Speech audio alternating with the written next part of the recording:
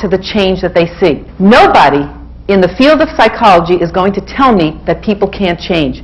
When you learn exactly what to say, exactly what to do to have a more rewarding, fulfilling life, and that's what I teach you, real life stories, not make-believe, not theory, not philosophy, here's what to do, here's what to say, you can change your life all by yourself in the privacy of your own home. You don't need to go to a group. You don't need to spend thousands of dollars in therapy. What you need is to get solid information. That's what you need. And then, if you can't process it, yes, you might need help. But if you can process it, and I make it simple enough, easy enough to understand, then you can change your life. Every one of you can change exactly one aspect, any aspect that you want changed. I'm not going to give you theory. I'm not going to give you philosophy. You're going to hear real-life stories, experiences that real people have gone through and what they've done to change their lives, as well as my own experiences and what I've done to change my life. Let's start out with solid information, because I'm going to make all of you, by the time you finish my program, the experts.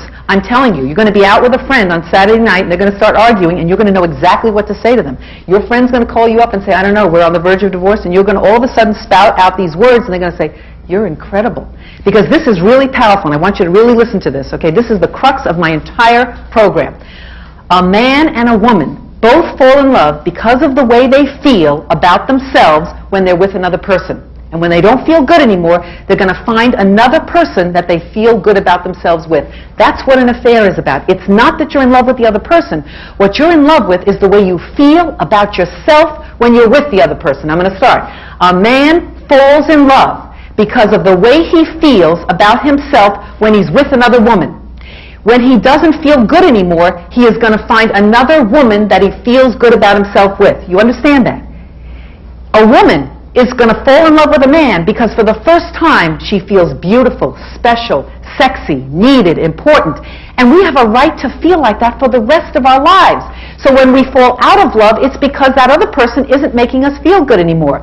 In other words, it's not about me, but how does my husband feel every time he's with me? And it's not about him, but how do I feel about myself when I'm with him? And if we are our own mutual admiration society, why would I want to be with somebody else? If I make him feel great, and he feels masculine, and he feels sexy, he feels important, he feels special, he feels needed, why would he want to find another woman?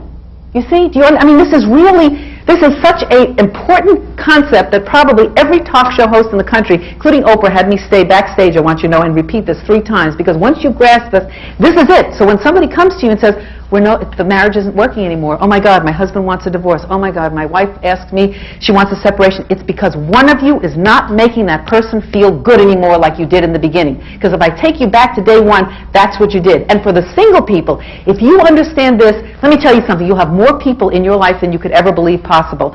I did a show, there was a talk show, and I was backstage in the green room, and there were the most gorgeous lingerie models you have ever seen in your life. I mean, legs that just never ended. I mean, my mouth was like this. How could somebody be born with a figure and a face that looks like this? And we started talking. They were all young girls, and I was talking about, they said, okay, come on, bottom line, what is your program all about? And this is the bottom line that I've just told you. And every single one of them was single, and every single one of them never got a second or third date. Now, there was no doubt in my mind that this was the most beautiful creature that you could ever see in your life. But guess what? When she leaves that house on her date, she's thinking, do I look pretty? Am I going to be intelligent? Am I going to sound wonderful? Me, I, instead of, let me tell you, if that man walks away and feels funny, special, important, interesting, exciting when he leaves you, do you think he's going to want a second date?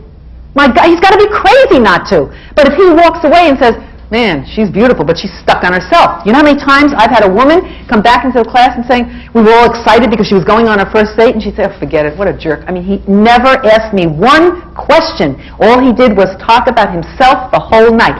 Do you think that woman is going to want to go out with him again? She's got to be out of her mind to sit there and be bored to death. Because what we fall in love with is the way we feel when we're with that other person.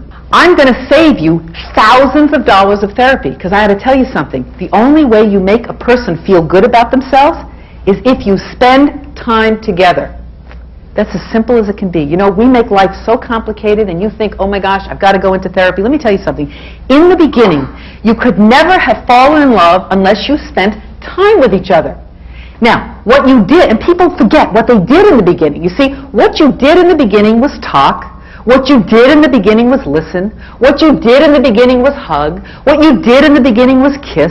What you did was spend hours on the phone. What you did in the beginning was loving each other and spending time with each other. And then later, you can't imagine why your marriage, your relationship is falling apart. This is true, another true story. I was in the car a couple of weeks ago with this young man who was just beside himself.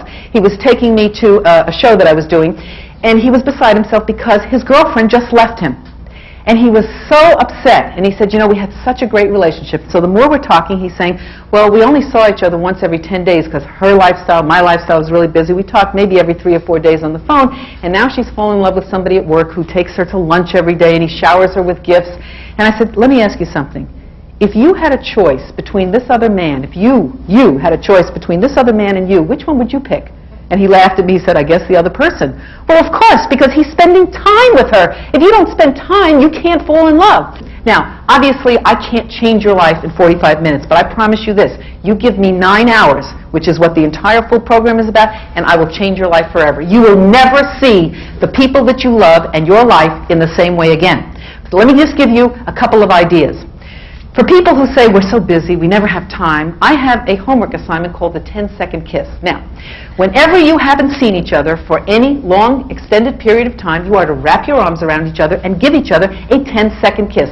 Minimum. I don't care how long it lasts. Now, we have become a dog and cat petting society. Do you know how people greet their animals at night? Petting, kissing, loving. I want you to replace that pet with a human being. That's all you need to do. Just whatever you do with your pet, stick a human being in there instead. So it's a 10-second kiss.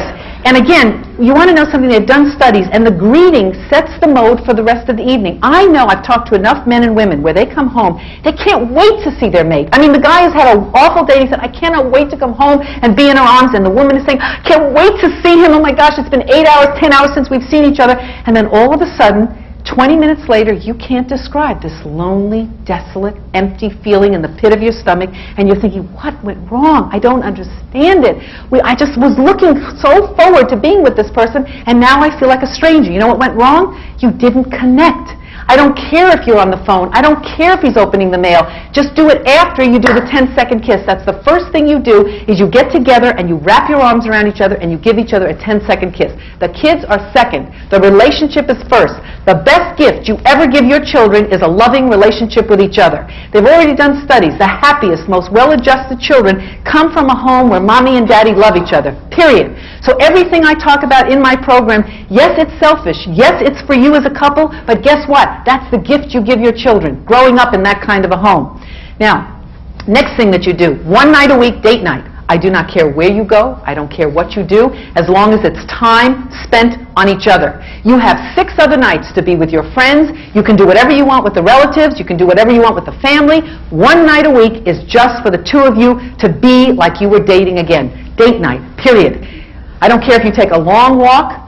Whatever you do, you go for a cup of coffee, it makes no difference as long as it's time to focus in on each other. Because I used to ask people in my class, how many of you go out once a week, at least for date night, and everybody would raise their hand. And then I found out it was always with friends. It didn't matter if it was a birthday, an anniversary, it's let's call so-and-so. They never went on a trip. They never went anywhere without another couple. Well, let me tell you something. You're not feeling close when you're with somebody else. There's no communication between the 2 of you.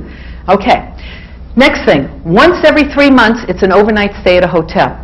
And I call this a mini-moon. Everybody goes on a honeymoon. This is a mini-moon. And remember, I told you in the beginning of this program, I don't ask you to do anything that I haven't done myself. And every time I interview a couple that's been married like myself for over 30 years and still has passion, still is sexually attracted to their mate, they're doing this. They look and say, well, this is not a big deal. We do this all the time. They wouldn't think of not doing it. It's only the people who are not in a relationship or having problems in their relationship saying, oh, I can't do that. We don't have the time, and we'll go through some of those excuses. So once every 3 months, 4 times a year, an overnight stay at a hotel. Early check-in, late checkout. And again, you make the arrangements. I don't care. You're doing this for your children. Will they die if 52 weeks you're with them and 4 weekends you're gone? That means that they've got 48 weekends with you, only 4 weekends. They've got 6 nights with you, only 1 night without you. It's not a lot to ask. Now here's the hard part. Once a year, a 1-week vacation for just the 2 of you, alone. No friends, no children, no relatives. I know some of you saying, you've got to be kidding. Go take 2 weeks off of work and make one the family vacation. I don't care. Once a year, a 1-week vacation.